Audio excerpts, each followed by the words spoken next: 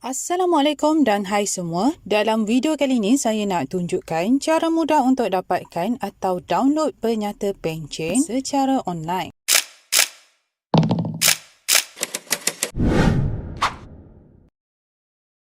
Pertama sekali, anda perlu layari portal rasmi jpapencen.gov.my atau type sahaja My Pencen, pilih yang ni.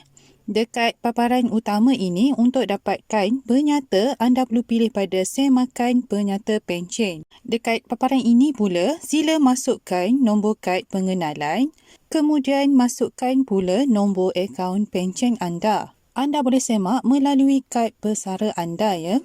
Okey, setelah itu, klik pada tahun penyata yang anda mahukan.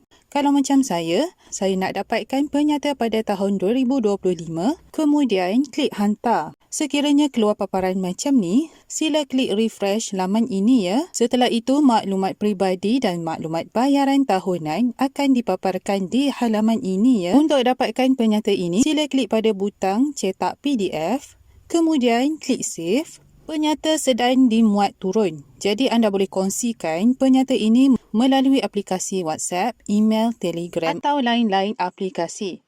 Okey, setakat itu sahaja untuk video ringkas kali ini. Kita jumpa lagi di next video. Assalamualaikum.